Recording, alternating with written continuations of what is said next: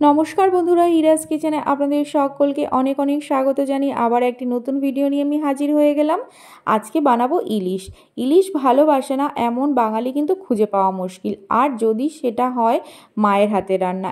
হ্যাঁ, এটা আমার মায়ের হাতের রান্না আপনাদের সঙ্গে শেয়ার করছি। পৃথিবীতে যত মা তত কিন্তু স্পেশাল রান্না থেকে থাকে, এটা আমার মায়ের স্পেশাল রান্না, সেটা আপনাদের সঙ্গে আজকে আমি শেয়ার করব।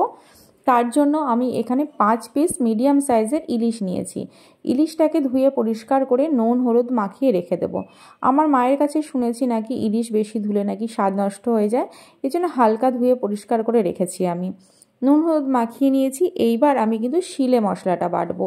এটাও কিন্তু আমি শুনেছি শিলে বাটা মশলা দিয়ে ইলিশ কেন যে কোনো তরকারি রান্না করলে স্বাদটা কিন্তু অনেক বেড়ে যায়। তার জন্য আজকে কোনো স্বাদে কম্প্রোমাইজ হবে না, এর জন্য আমি আজকে শিলেই বেটে নেব মশলা। তার জন্য আমি 2 চামচ এখানে কালো সর্ষে নিয়ে নিলাম, 1 চামচ হলুদ সর্ষে নিলাম, আর সামান্য একটু লবণ ব্যবহার করলাম। আর এখানে কাঁচা লঙ্কাটা দেব। অনেকের কিন্তু সর্ষে বাটলে তিতো হয়ে যায়, এই কমপ্লেনটা আসে।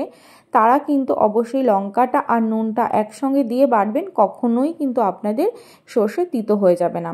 মিহি এক করে পেস্ট করে আমি এটাকে সাইডে তুলে রেখে দেব। তারপরে আমি এখানে একটা ঝুনো নারকেলকে কুড়িয়ে রেখেছিলাম, অর্ধেকটা অংশ নিয়েছি আমি একটা বড় সাইজের নারকেলের, সেটাকেও আমি শিলে একটু হালকা বেটে নেব। খুব মিহি এটা বাটার প্রয়োজন নেই, হালকা একটু বাটবেন, কারণ নারকেলের থেকে আমরা দুধটা বার করে নেব। একটু বেটে নিলে কিন্তু দুধটা সহজে বেরিয়ে যায়।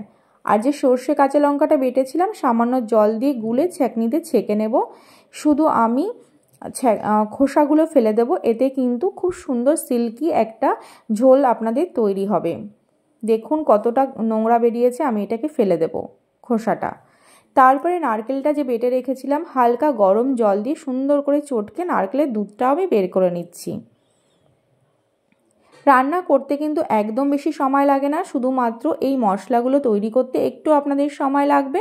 বাকি রান্না কিন্তু 10 মিনিটের মধ্যে আপনাদের রান্নাটা তৈরি হয়ে যাবে। একটা ছাঁকনির সাহায্যে চেপে চেপে নারকেলের দুধটাকে আমি এইভাবে বের করে নিলাম। তারপরে একটা প্যানে আমি সর্ষের তেল ব্যবহার করছি। আমরা প্রত্যেকেই জানি ইলিশ মাছ আর সর্ষের তেলের একটা যুগলবন্ধি আছে, তার জন্য সম্পূর্ণ রান্নাটা কিন্তু সর্ষের তেলে করতে হবে।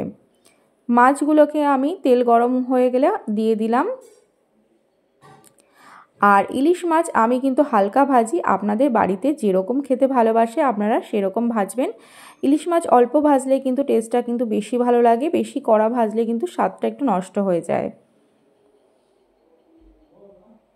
দেখুন হালকা এপিট ওপিট একটু কালার এসে গেলেই আমি এটাকে নামিয়ে নেব।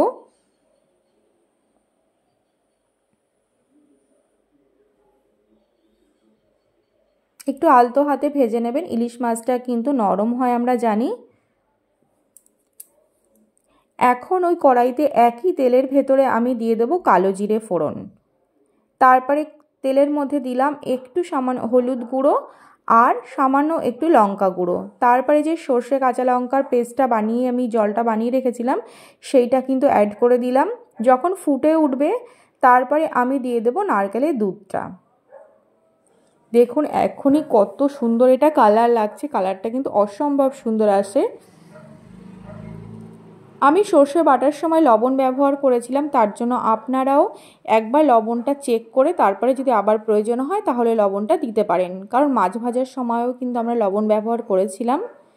ঝোলটা যখন সুন্দর করে ফুটে উঠবে তখন আমরা একে একে মাছগুলো দিয়ে দেব ঝোলের ভেতরে।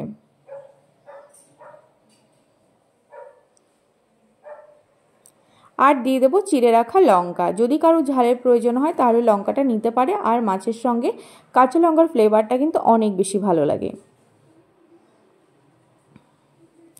কিছুক্ষণের জন্য আমি রান্না করে নেব 5 থেকে 7 মিনিট। আমরা জানি ইলিশ মাছ রান্না হতে একদম বেশি সময় লাগে না। ওপর থেকে যখন দেখব তেলটা ছেড়ে দিয়েছে তখনই বুঝবেন রান্নাটা কিন্তু সম্পূর্ণ হয়ে গেছে।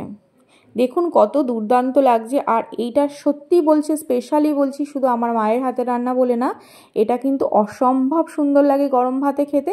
আপনারা কিন্তু একবার অবশ্যই করবেন, আপনাদের কাছে রিকোয়েস্ট রইল। আর আমাকে কমেন্টের মাধ্যমে কিন্তু জানাতে ভুলবেন না রেসিপিটি কেমন লাগলো। নমস্কার বন্ধুরা, ভালো থাকবেন, সুস্থ থাকবেন। আবার আসবো নতুন কোনো ভিডিওর সঙ্গে। এতক্ষণ যারা আমার সঙ্গে ছিলেন তাদেরকে জানাই অনেক অনেক ধন্যবাদ।